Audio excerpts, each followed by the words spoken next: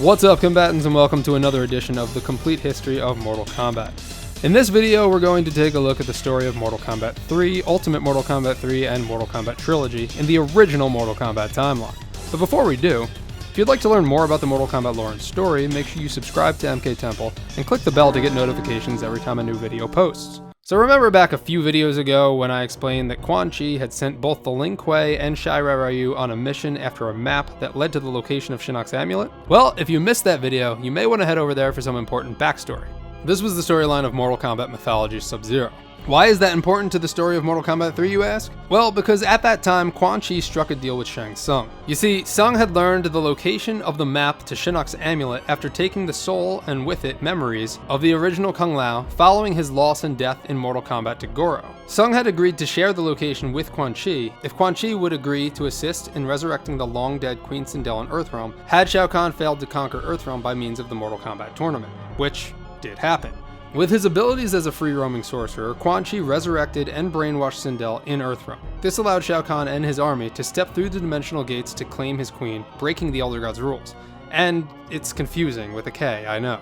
With him, Shao Kahn brought death and destruction as he crossed over into Earthrealm. Fed up with the Shokan race after both Goro and Kintaro had let him down, Shao Kahn enlisted the services of the Centaurs, the Shokan's enemies. He assembled several extermination squads headed by the Centaur Motaro to eliminate as many humans as possible once they arrived in Earthrealm. Johnny Cage was one of these humans. It's interesting to note as a side note that as Kahn was invading Earthrealm, he overzealously attempted to invade the Netherrealm as well. What a way to show gratitude after Quan Chi's assistance, am I right? Anyway, he failed in this process, but it allowed beings like Scorpion and Mileena to be set free. Scorpion first sided with Kahn, and then later sided with Earthrealm after discovering that Sub-Zero, the person that he had sworn to protect, see my last video, was siding with Earthrealm and going after Kahn.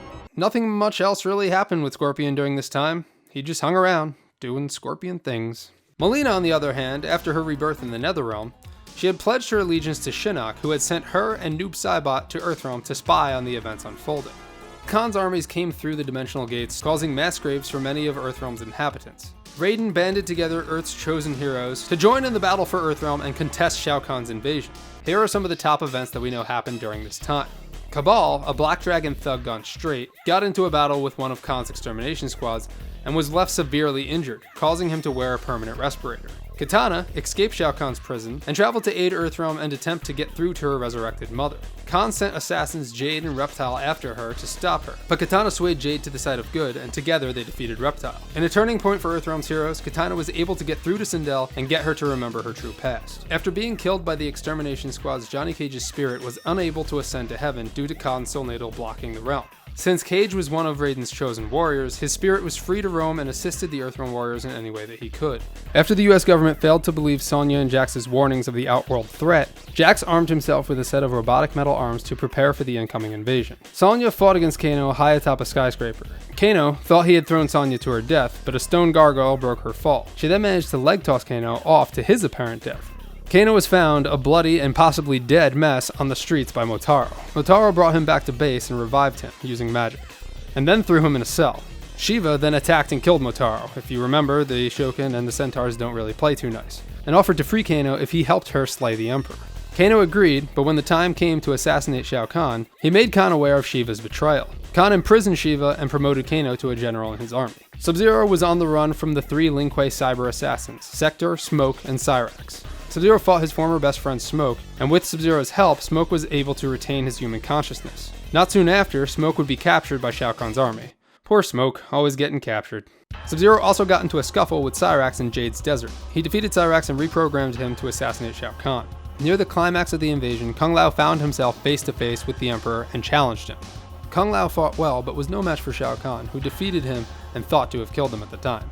With Sindel now siding on the forces of good and Shao Kahn's minions diminishing, Liu Kang found Shao Kahn and fought him again. Avenging the apparent death of his best friend Kung Lao, Liu Kang fought more fiercely than ever and defeated the Emperor for a second time. Shao Kahn's loss reversed the dimensional merger, causing Earthrealm to be free from Outworld. Khan's loss also freed the long-lost realm of Edenia from Outworld, where Queen Sindel and Princess Kitana could rule again in peace. After the invasion, things went as back to normal as they could for the next few years. Here's what we know happened in the epilogue of MK Trilogy. Kitana thanked Liu Kang for his assistance in defeating the Emperor and allowing Edenia to be set free from his grasp. Kitana and Sindel brought Edenia to its former glory and ruled over the realm. Edenians who had been living in Outworld under Khan's rule were now free to go back to their true home. The US government created a subdivision of the Special Forces and named it the Outworld Investigation Agency, and promoted Sonya and Jax to head the division. After the dimensional blockage cleared up, Johnny Cage's spirit was free to ascend to heaven, but don't worry, he'll be back.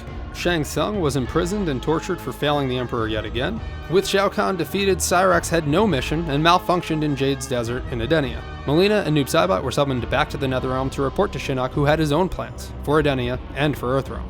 Thanks to Liu Kang, the Earthrealm warriors defeated the forces of Outworld again. It looked like Earth had seen the last of Shao Kahn. But what the realms were about to face next was a threat lying in wait for millions of years. Hey, thanks for watching. I hope you enjoyed learning about the invasion of Earthrealm. Join me next time as I discuss the Netherrealm War in the original Mortal Kombat timeline. If you liked what you saw here and you're interested in learning more about Mortal Kombat lore and story, then head on over to my channel, MK Temple, and subscribe, and check back every time a new video gets posted. Thanks, and I'll see you later.